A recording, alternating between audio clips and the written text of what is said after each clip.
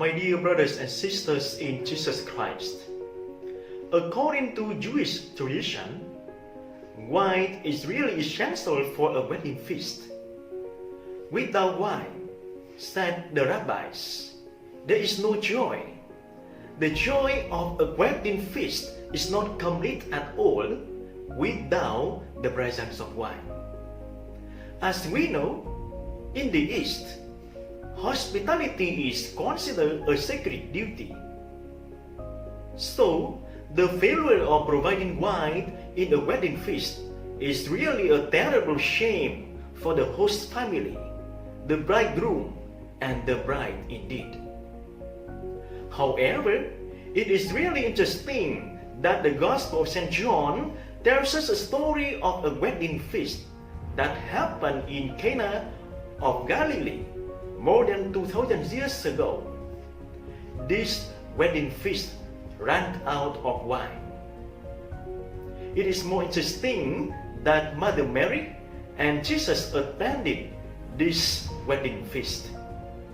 Jesus did the first of his signs to reveal his glory. He changed water into good wine. He made the joy of the wedding feast complete through his glory. St. John introduces Mother Mary to us as a wonderful woman.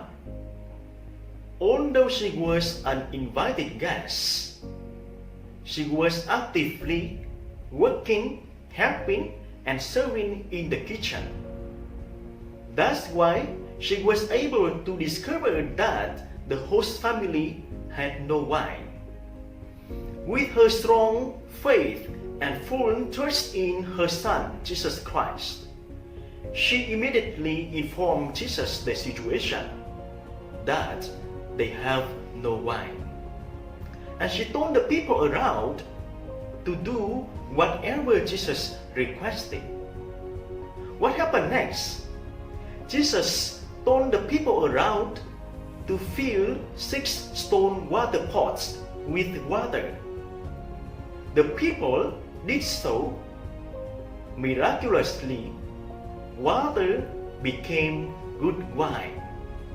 Jesus changed the normal water into good wine to make the joy of the people complete. My dear friends, those who are going to commit your lives through the sacrament of marriage, please always remember that Jesus did the first of his signs in the context of a wedding feast that took place in a home. It was in a very simple home. Jesus performed a miracle to reveal his glory, the glory of love, peace, and joy. I believe to Jesus, your married life, your home, are no longer simply places to live in. Rather, they are holy places for God and for you to do the miracle of love, peace, and joy to one another. Jesus is inviting you to allow himself to enter your hearts, your married life, your home, or your family, in order for Jesus to change your husband, your wife, your sons and daughters into the people of love, of forgiveness, peace, and joy.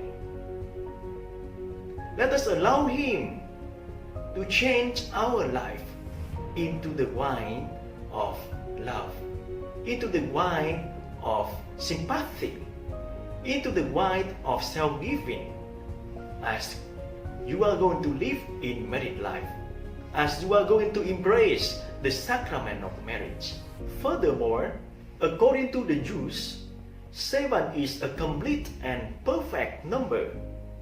6 is an unfinished and imperfect number. So, in the Gospel, the image of the 6 stone water pots stands for the imperfection of Jewish law. The action of Jesus changing the water inside the 6 stone water pots into good wine tells us that through and in Jesus, imperfection becomes perfection. Through and in Jesus, the imperfection of Jewish law was made perfect through the person of Jesus and his salvation. The imperfection of your wife, the imperfection of your husband, the imperfection of your married life are made perfect through the grace, help, and care of Jesus Christ. Actually, no husband is perfect, and there is no perfect wife on earth. There is no family which always and only experiences sweetness, happiness, and peace. With many ups and downs in daily life, particularly in married life, sometimes the wine of joy, peace, and happiness runs out because we only focus and see the imperfections of one another. We forgot to see God's grace in one another. Like Mary, let us imitate our mother. Mary did not feel disappointed seeing the wine running out. With her trust in Jesus Christ, she informed Jesus. She was finding ways to solve the problem. Therefore, we are invited to be like Mary, to ask for help from the Lord. Of course, married life is not perfect, but in Jesus Christ, it is made perfect through grace. I do believe you are never alone while you live and embracing married life, because Jesus is always with you. Jesus is the best friend of those who are living in married life. Jesus is a best friend for those who are embracing the sacrament of marriage. The message of the gospel and the meaning of the sacrament of marriage are really inviting you to continue living the life of love, the life of trust in the Lord. They are invitations for you to do the miracle of love to one another as you are going to live in married life, as you are going to embrace the sacrament of marriage forever. Dear brothers and sisters, let us live the message of the gospel by loving one another, by caring for one another. The husband must love his wife. The wife must love and care for her husband. If everyone knows how to care and love each other, your family will be the home of joy, peace, and happiness.